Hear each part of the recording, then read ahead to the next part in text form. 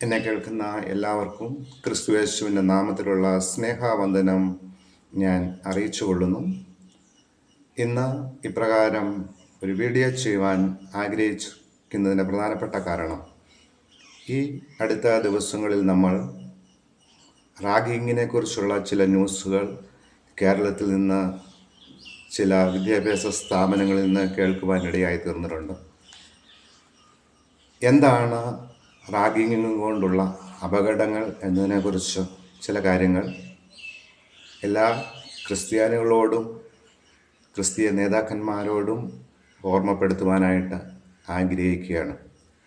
നമ്മൾ റാഗിങ്ങിനെ കുറിച്ച് ശരിയാവണ്ണം പഠിച്ചു കഴിഞ്ഞാൽ ഇതൊരു പ്രാകൃതമായ രീതിയാണ്. റാഗിങ് കൊണ്ട് യഥാർത്ഥത്തിൽ ഒരു വ്യക്തിയുടെ ജീവിതത്തിൽ വ്യക്തിത്വ വികസനം ഉണ്ടാകുന്നില്ല. മനോവൈകല്യമുള്ളവർ അല്ലെങ്കിൽ അവരുടേതായ ചില സ്വാർത്ഥ താല്പര്യങ്ങൾക്ക് വേണ്ടിയാണ് ഈ റാഗിങ്ങിൽ പങ്കാളികളായി തീരുന്നത്. എന്താണ് ഇതുകൊണ്ടുള്ളതായ പ്രധാനപ്പെട്ട അപകടങ്ങൾ എന്ന് പറയുന്നത്? ഒന്ന്, റാഗിങ് സമയത്ത് റാഗിങ് ചെയ്യുന്നവർ കുട്ടികളെ അല്ലെങ്കിൽ തങ്ങളുടെ ജൂനിയേഴ്സിനെ തെറ്റായ പല കാര്യങ്ങളും ചെയ്യുവാൻ അവരെ പ്രേരിപ്പിക്കാറുണ്ട്. ഇപ്പോൾ പൊതുവിൽ കണ്ടുവരുന്ന കാര്യമാണ് ഞാൻ പറയുന്നത്. ഉദാഹരണമായിട്ട് ലൈംഗിക പാപങ്ങൾക്ക് വേണ്ടി അവരെ നിർബന്ധിക്കുന്നുണ്ട്. അതല്ലെന്നുണ്ടെങ്കിൽ മദ്യപാനം, മയക്കുമരുന്ന് അല്ലെങ്കിൽ സിഗരറ്റ് ഇങ്ങനെയുള്ളതായ കാര്യങ്ങൾ ഉപയോഗിക്കുവാൻ വേണ്ടി റാഗിങ് സമയത്ത് അവരെ പ്രേരിപ്പിക്കാറുണ്ട്. അതല്ലെന്നുണ്ടെങ്കിൽ ക്രിമിനൽ ആക്ടിവിറ്റീസിന് അവരെ പ്രേരിപ്പിക്കാറുണ്ട്. മറ്റു ചില റാഗിങ് മേഖലകളിൽ ഒരു മതസ്ഥനെ വേറൊരു മതസ്ഥൻ്റെ ആചാരങ്ങൾ ഫോളോ ചെയ്യുവാനായിട്ട് അവരെ പ്രേരിപ്പിക്കാറുണ്ട്. വേദപുസ്തകത്തിൻ്റെ അടിസ്ഥാനത്തിൽ നമ്മളിതിനെ വിശകലനം ചെയ്യുമ്പോൾ, അവലോകനം ചെയ്യുമ്പോൾ ഈ കാര്യങ്ങൾ പാപമാണ് എന്ന് നമുക്ക് കാണുവാൻ സാധിക്കുന്നുണ്ട്. റാഗിങ് ചെയ്യുന്ന വ്യക്തിയും റാഗിങ്ങിന് ഇരയാകുന്ന വ്യക്തിയും ഒരുപോലെ പാപത്തിന് അധീനരായി തീരുകയാണ് ചെയ്യുന്നത്. അപ്പോൾ ഈ റാഗിങ് ചെയ്യുന്നവരുടെ നിലവാരം നമ്മൾ പരിശോധിക്കുമ്പോൾ, ഒന്നുകിൽ അവർ മാനസികമായിട്ട് ഏതൊക്കെയോ വൈകല്യമുള്ളവരായിരിക്കും, അല്ലെങ്കിൽ അവർ ജനിച്ചു വളർന്ന പശ്ചാത്തലമെന്ന് പറയുന്നത് ഒരു നല്ല സദാചാരപരമായ പശ്ചാത്തലത്തിലായിരിക്കില്ല അവർ വളർന്നു വന്നത്. ഞാൻ അവരുടെ കുടുംബത്തെയോ മാതാപിതാക്കന്മാരെയോ അല്ല കുറ്റം പറയാൻ ആഗ്രഹിക്കുന്നത്. എവിടെയൊക്കെയോ അവരുടെ ബാക്ക്ഗ്രൗണ്ട്, അവൾ വളർന്നു വന്ന പശ്ചാത്തലത്തിൽ അവർക്ക് തകർച്ച സംഭവിച്ചിട്ടുണ്ട്. ഈ തകർച്ച മറ്റുള്ളവരിലേക്കും അടിച്ചേൽപ്പിക്കുവാനായിട്ടാണ് ഇവർ ശ്രമിക്കുന്നത്. അടുത്തതായിട്ട് നമ്മൾ ഈ റാഗിങ് ചെയ്യുന്നവരെ കുറിച്ച് നമ്മൾ നോക്കുമ്പോൾ, ഇതിൻ്റെ പിന്നിൽ പലപ്പോഴും ചില രാഷ്ട്രീയ ഉദ്ദേശങ്ങൾ കാണുവാൻ സാധിക്കുന്നുണ്ട്. തങ്ങളുടെ രാഷ്ട്രീയ പാർട്ടികളുടെ വളർച്ചയ്ക്ക് വേണ്ടി ജൂനിയർ സ്റ്റുഡൻസിനെ ഭയത്തിൽ നിർത്തി അവരുടെ അംഗത്വത്തിലോട്ട് നയിക്കുവാൻ വേണ്ടിയുള്ളതായ ചില പ്രവണതകൾ ഈ റാഗിങ്ങിൻ്റെ പിന്നിൽ ഉണ്ടോ എന്ന് നമ്മൾ സംശയിക്കേണ്ടിയിരിക്കുന്നു. അത് കോൺഗ്രസ് ആയിക്കൊള്ളട്ടെ, കമ്മ്യൂണിസ്റ്റ് ആയിക്കൊള്ളട്ടെ, BJP ആയിക്കൊള്ളട്ടെ, ഏത് പാർട്ടിയാണെന്ന് പറഞ്ഞാൽ പോലും അവരുടെ സ്വന്തം പാർട്ടിയുടെ വളർച്ചയ്ക്ക് വേണ്ടി റാഗിങ്ങിനെ ഉപയോഗിക്കുന്നുണ്ടെങ്കിൽ അത് തെറ്റാണ്. ഈ ദിവസങ്ങളിൽ എന്നെ കേൾക്കുന്ന മാതാപിതാക്കന്മാർ, ക്രൈസ്തവ സഭാ നേതാക്കന്മാർ, നമ്മളിത് വ്യക്തമായിട്ട് സഭകളിൽ പഠിപ്പിക്കേണ്ടത് അത്യന്താപേക്ഷിതമായ ഒരു കാര്യമാണ്. റാഗിങ്ങിന് ഇരയാകുന്ന നമ്മളുടെ കുട്ടികളുടെ മനോധൈര്യം ചോർന്നു പോകുവാൻ, അവർ ഭാവിയിൽ അവരുടെ വ്യക്തിത്വം നശിക്കുവാനായിട്ട് ഇടയായിത്തീരുമെന്ന് നമ്മൾ ഇന്ന് മനസ്സിലാക്കേണ്ടതായ ഒരു പ്രധാനപ്പെട്ടതായ ഒരു വസ്തുതയാണ്. പ്രത്യേകിച്ച് റാഗിങ്ങിന് ഒരു വ്യക്തി ഇരയായിക്കഴിഞ്ഞാൽ ആ വ്യക്തിയോട് അതിനെക്കുറിച്ചുള്ള കാര്യങ്ങൾ ചോദിച്ച് മനസ്സിലാക്കണം. നമ്മുടെ കുട്ടികൾക്ക് നമ്മുടെ ഭവനങ്ങളിൽ, നമ്മുടെ സഭകളിൽ, സഭാ നേതാക്കന്മാരുടെ അടുക്കൽ കടന്നു വന്ന് അവരുടെ വിഷയങ്ങൾ തുറന്നു പറയുവാനുള്ളതായ ഒരു സാഹചര്യം, ഒരു പ്ലാറ്റ്ഫോം നമ്മൾ ഈ ദിവസങ്ങൾ ഒരുക്കി കൊടുക്കേണ്ടത് ആവശ്യമാണ്. ഇന്ന് പല കുട്ടികളും പല കാര്യങ്ങളും ഭവനത്തിൽ വന്ന് പറയുവാൻ ഇടയാകാത്തതിന് കാരണം അവരുടെ ഉള്ളിൽ വ്യാപരിക്കുന്ന ഭയമാണ്. ഞാനിത് പറഞ്ഞു കഴിഞ്ഞാൽ എൻ്റെ പഠനം മുടങ്ങുമോ, അല്ലെങ്കിൽ ഞാനിത് പറഞ്ഞു കഴിഞ്ഞാൽ എങ്ങനെ സൊസൈറ്റി, ചർച്ച്, ഫാമിലി എന്നെ ഉൾക്കൊള്ളും, അംഗീകരിക്കും എന്നുള്ളതായൊരു ഭയമാണ്. അവരുടെ ഭയം നമ്മൾ മാറ്റിയെടുത്ത് കലാലയങ്ങളിൽ നടക്കുന്നതായ റാഗിങ്ങിനെ കുറിച്ചുള്ള വിവരങ്ങൾ നമ്മൾ പുറത്തെത്തിക്കുക, നമ്മുടെ കുട്ടികളിൽ കൂടെ പ്രേരിപ്പിക്കേണ്ടത് അത്യന്താപേക്ഷിതമായ ഒരു കാര്യമാണ്. റാഗിങ് നടക്കുന്നതായ ഇടങ്ങളിൽ പ്രത്യേകിച്ച് സഭകൾ ഇതിനെക്കുറിച്ചുള്ളതായ ഒരു നല്ല ഒരു അവലോകനം നടത്തുകയും ഇതിൻ്റെ നെഗറ്റീവ് വശങ്ങളെക്കുറിച്ച് നമ്മുടെ കുട്ടികളെ ബോധവൽക്കരിക്കുവാനായിട്ട് നമ്മൾ ഈ ദിവസങ്ങളിൽ നമ്മൾ ശ്രമിക്കേണ്ടത് അത്യന്താപേക്ഷിതമായ ഒരു വസ്തുതയാണ്. ഞാൻ പറയുന്നത്, ഈ ദിവസങ്ങളിൽ നമ്മൾ സഭകളിൽ ഇതിനെക്കുറിച്ച് ക്ലാസ്സുകൾ എടുക്കുവാനിടയായി തീരണം. രണ്ടാമതായിട്ട്, നമ്മുടെ കുട്ടികൾ റാഗിങ്ങിന് ഇരയായി തീരുന്നുവെങ്കിൽ ഉടൻ തന്നെ അത് ആ ഇൻസ്റ്റിറ്റ്യൂഷനിലെ ഹെഡിനെ, പ്രൊഫസേഴ്സിനെ, വാർഡനെ നിർബന്ധമായും അറിയിച്ചിരിക്കണം. നമ്മുടെ കുട്ടികളെ നശിപ്പിക്കുവാൻ വേണ്ടിയല്ല കലാലയങ്ങളിൽ പറഞ്ഞു വിടുന്നത്.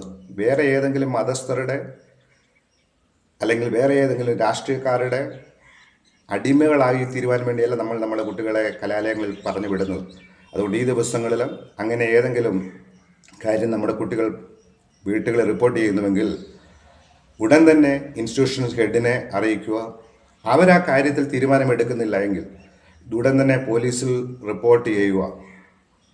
അതിന് വേണ്ടതായ ഒരു ശ്രമങ്ങൾ നമ്മൾ ഈ ദിവസങ്ങളിൽ നടത്തേണ്ടതായിട്ടുണ്ട്. ഒരു ഇൻസ്റ്റിറ്റ്യൂഷൻ അല്ലെങ്കിൽ അതിലെ ഹോസ്റ്റലിലെ വാർഡൻസ് ഇതിനെ സപ്പോർട്ട് ചെയ്യുന്നുവെങ്കിൽ അങ്ങനെയുള്ളവരോട് വലിയ സിമ്പതിയൊന്നും നമ്മൾ വെച്ച് പുലർത്തേണ്ടതായ ആവശ്യമൊന്നുമില്ല. അവരിത് പർപ്പസ്ഫുള്ളി ആണ് ഇത് ചെയ്യുന്നതെന്ന് മനസ്സിലാക്കി നമ്മൾ മുൻപോട്ട് ആക്ഷൻ എടുക്കണം. ഞാനിത് പറയുന്നത് പ്രത്യേകിച്ച് ക്രൈസ്തവ നേതാക്കന്മാർ ക്രിസ്തീയ സ്ഥാപനങ്ങളിൽ 100% റാഗിങ്ങിനെ നിരുത്സാഹപ്പെടുത്തേണ്ടത് അത്യന്താപേക്ഷിതമായൊരു കാര്യമാണ്. അതോടൊപ്പം തന്നെ ക്രിസ്തീയ കുട്ടികൾ, നമ്മളുടെ മക്കൾ റാഗിങ് ചെയ്യുന്നുവെങ്കിൽ അവരെ ശക്തമായ ഒരു സഭയായിട്ട് വാൺ ചെയ്യുകയും അവർക്ക് കൗൺസിലിംഗ് കൊടുക്കുകയും ചെയ്യേണ്ടത് അപേക്ഷിതമായൊരു കാര്യമാണ്. വേദപുസ്തകം നമ്മളെ പഠിപ്പിക്കുന്നത് മറ്റുള്ളവരെ ഉപദ്രവിച്ച് അതിൽ കൂടി അവർക്ക് വ്യക്തിത്വ വികസനം ഉണ്ടാക്കിയെടുക്കുക എന്നുള്ള അല്ല വേദപുസ്തകം നമ്മളെ പഠിപ്പിക്കുന്നത്. ഒരു വ്യക്തിയെ ഉയർത്തുവാൻ, ഒരു ഹോളിസ്റ്റിക് ഡെവലപ്മെൻറ്റിലേക്ക് നയിക്കുവാൻ എത്രയോ മെത്തേഡുകൾ ഇന്ന് ആധുനിക വിദ്യാഭ്യാസത്തിൽ നമുക്ക് കാണുവാൻ കഴിയുന്നുണ്ട്. പ്രാകൃതമായ റാഗിങ് പോലുള്ളതായ മെത്തേഡുകൾ ഉപേക്ഷിച്ച് നമ്മൾ പുതിയ രീതികളിൽ കൂടെ അവരെ വ്യക്തിത്വ വികസനത്തിലോട്ട് നയിക്കുവാനിടയായി തീരണം. കോളേജുകളിലെ പ്രൊഫസേഴ്സ് അല്ലെങ്കിൽ കോളേജ് അതോറിറ്റീസ്, മാനേജ്മെൻറ്റ് ഈ കാര്യത്തിൽ അതിനെക്കുറിച്ച് പഠിച്ച് വ്യക്തമായ തീരുമാനമെടുക്കണം. ഭരിക്കുന്ന ഗവൺമെൻറ്റിനെ പ്രീതിപ്പെടുത്തുവാൻ വേണ്ടി റാഗിങ്ങിനെതിരായിട്ട് ആക്ഷൻ എടുക്കാതെ ഇരിക്കുക എന്നുള്ളതല്ല. ഈ ദിവസങ്ങളിൽ തെറ്റിനെതിരെ ഇൻസ്റ്റിറ്റ്യൂഷൻസ് പ്രതികരിക്കുന്നില്ലെങ്കിൽ നാളെ നമ്മൾ വാർത്തെടുക്കുന്ന ഒരു തലമുറ എന്ന് പറയുന്നത് ക്രിമിനൽസിൻ്റെതായ ഒരു തലമുറയായിരിക്കും. യാതൊരു മനസാക്ഷിയും ഇല്ലാത്ത, ഏത് കുറ്റകൃത്യം ചെയ്യുവാൻ മടിയില്ലാത്ത ഒരു തലമുറകളെയായിരിക്കും കലാലയങ്ങൾ വാർത്തെടുക്കുക എന്നത് നമ്മൾ മറന്നു പോകരുത്. അതുകൊണ്ട് ഈ ദിവസങ്ങളിൽ ദൈവസഭകളിൽ പ്രവാചക ശബ്ദങ്ങൾ ഉയരുവാൻ, നമ്മുടെ കുട്ടികളെ തെറ്റും ശരിയും ചെയ്യുവാൻ പ്രാപ്തരാക്കുകയും തെറ്റിനെതിരെ പ്രതികരിക്കുവാൻ നമ്മുടെ കുട്ടികളെ പ്രാപ്തരാക്കുകയും ചെയ്യുമ്പോഴാണ് നമ്മളുടെ ക്രൈസ്തവ ദൗത്യത്തിൻ്റെ ഒരു പൂർത്തീകരണം അവിടെ നടക്കുന്നത്. തെറ്റ് ചെയ്യുന്നവൻ ആരായിരുന്നാലും അവരെ തെറ്റിൽ നിന്ന് സ്നേഹത്തിൽ പിന്തിരിപ്പിക്കുകയും തെറ്റിനോട് ആഭിമുഖ്യം നമ്മൾ വെച്ച് പുലർത്താതെ ഇരിക്കുകയും ചെയ്യണമെന്ന് ഞാൻ നിങ്ങളെ ഓർമ്മപ്പെടുത്തിക്കൊള്ളുന്നു. ഞാൻ ഒരു കാര്യം പറയുന്നു, ലോകത്തെ ഒരുപക്ഷെ നമ്മൾക്ക് ഈ അന്ത്യനാളുകളിൽ ചേഞ്ച് ചെയ്യുവാൻ കഴിയുകയില്ലായിരിക്കാം. എന്നാൽ ദൈവസഭയിലുള്ള വ്യക്തിജീവിതങ്ങളെ ശരിയാവണ്ണം പഠിപ്പിക്കുവാനും അവരെ നേർവഴിയിൽ നയിക്കുവാനും നമുക്ക് ഓരോരുത്തർക്കും ഈ ദിവസങ്ങളിൽ സാധിക്കും. അതോടൊപ്പം തന്നെ ഇങ്ങനെയുള്ള പ്രാകൃതമായ മുറകൾ റാഗിങ്ങിൽ ഉൾപ്പെടുന്നവരെ നമ്മൾ നേരാമണ്ണം നയിക്കുവാൻ തക്കോണമുള്ള ഏതെങ്കിലും മെത്തേഡുകൾ ദൈവസഭകൾക്ക് ദൈവാത്മാവ് തോന്നിപ്പിക്കുന്നുവെങ്കിൽ ആ ഒരു മേഖലകളിലോട്ട് നിങ്ങൾക്ക് ഫോക്കസ് ചെയ്യാൻ കഴിയും. അതല്ലെന്നുണ്ടെങ്കിൽ ഇതിനെക്കുറിച്ചുള്ള ബുക്സുകൾ എഴുതി കലാലയങ്ങളിൽ വിതരണം ചെയ്യുവാനായിട്ട് കഴിയും. ഏത് തരത്തിലാണ് അതിനെതിരായിട്ട് നമുക്ക് പ്രതികരിക്കുവാൻ സാധിക്കുന്നത്, അവരെ നേർവഴിയിൽ നയിക്കുവാൻ സാധിക്കുന്നത്, അവരെ യഥാർത്ഥമായ ഒരു മാനുഷിക മൂല്യത്തിലോട്ട് നയിക്കുവാൻ സാധിക്കുന്നത് എന്നത് ഈ ദിവസങ്ങളിൽ നമ്മൾ ചിന്തിക്കേണ്ട അത്യന്താപേക്ഷിതമായ കാര്യമാണ്. നമ്മുടെ സമയം വളരെ അതിക്രമിച്ചു പോയിരിക്കുന്നു. പലപ്പോഴും നമ്മൾ പലരും ചിന്തിക്കാറുണ്ട്, എൻ്റെ മകൾക്ക് പ്രശ്നമൊന്നുമില്ല, അതുകൊണ്ട് ഞാൻ മിണ്ടാതെ ഇരിക്കുന്നു. ഒരു കാര്യം നിങ്ങൾ മറന്നു പോകരുത്. ഇന്ന് നിങ്ങളുടെ മകൾക്ക് ഈ വിഷയത്തിൽ പ്രശ്നമില്ല എന്ന് കരുതി മിണ്ടാതിരുന്നു കഴിഞ്ഞാൽ നാളെ ഒരു പക്ഷേ നിങ്ങളുടെ മകൻ്റെ മകൾ അല്ലെങ്കിൽ മകളുടെ മകളായിരിക്കും ഇങ്ങനെയുള്ളതായ അധാർമികമായ കാര്യത്തിന് ഇരയായിത്തീരുന്നത്. അതുകൊണ്ട് ദിവസങ്ങളിൽ റാഗിങ് പോലുള്ളതായ പ്രാകൃതവും നീചവുമായ കാര്യങ്ങളിൽ നിന്ന് ക്രിസ്ത്യാനികളുടെ കുട്ടികളെ പിന്തിരിപ്പിക്കുകയും അതോടൊപ്പം നമ്മൾ ആരെങ്കിലും അതിന് ഇരയായിത്തീരുന്നെങ്കിൽ അത് ഉടനെ യഥാർത്ഥത്തിൽ അധികൃതരുടെ മുമ്പിൽ എത്തിക്കേണ്ടതായൊരു കാര്യം നമ്മൾക്കുണ്ട്. അതോടൊപ്പം തന്നെ സാമൂഹിക അനീതികൾക്കെതിരായിട്ട് മുഖം നോക്കാതെ തീരുമാനമെടുക്കുവാനായിട്ട് നമുക്ക് ദിവസങ്ങളിൽ സാധിക്കണം. നമുക്കറിയാം, ഗവൺമെൻറ്റുകളെ എല്ലാം ഇന്ന് നമുക്ക് പൂർണ്ണ വിശ്വാസത്തിലെടുക്കുവാൻ കഴിയുകയില്ല. എല്ലാ പോലീസ് ഓഫീസേഴ്സിനെയും പൂർണ്ണ വിശ്വാസത്തിലെടുക്കുവാൻ നമുക്ക് കഴിയുകയില്ല. എന്നാൽ ഗവൺമെൻറ്റിൽ തന്നെ നല്ല നല്ല മന്ത്രിമാർ, പോലീസ് ഉദ്യോഗസ്ഥന്മാർ തന്നെ വളരെ നല്ല പോലീസ് ഓഫീസേഴ്സൊക്കെ ഉണ്ട്. അവരിൽ കൂടെ നമുക്കൊരു നീതിയെ നമ്മുടെ സമൂഹത്തിൽ കൊണ്ടുവരുവാൻ, ലോ ആൻഡ് ഓർഡർ നമുക്ക് നിലനിർത്തുവാനായിട്ട് പബ്ലിക്കിൻ്റെ സഹായത്തോടു കൂടി നമുക്ക് സാധിക്കും. അതുകൊണ്ട് ഈ ദിവസങ്ങളിൽ സമൂഹത്തിൽ വളർന്നു വരുന്നതായ തെറ്റായ അനാചാരങ്ങൾക്കെതിരായിട്ട് അതുകൂടാതെ നമ്മൾ ഒരു കാര്യം നമ്മൾ ഓർക്കണം, റാഗിങ്ങിൻ്റെയൊക്കെ പിന്നിൽ മയക്കുമരുന്ന് ലോബികളുടെ അതല്ലെന്നുണ്ടെങ്കിൽ സൈതാനി വർഷിപ്പേഴ്സിൻ്റെയൊക്കെ കരാള ഹസ്തങ്ങൾ അതിൻ്റെ പിന്നിലുണ്ട്. അതൊക്കെ നമ്മൾ ഈ ദിവസങ്ങളിൽ നമ്മൾ മറന്നു പോകരുത്. നമ്മൾ കലാലയത്തിൽ ഹോസ്റ്റലിൽ അയക്കുന്ന കുട്ടികൾ നാളെ ഡിഗ്രി എടുത്ത് കടന്നു വരുന്നതിന് പകരമായിട്ട് ഒരു പൂർണ്ണ അധ്യാപനിയായിട്ട് മയക്കുമരുന്നിന് അടിമയായിട്ടാണ് അവർ കടന്നു വരുന്നത്.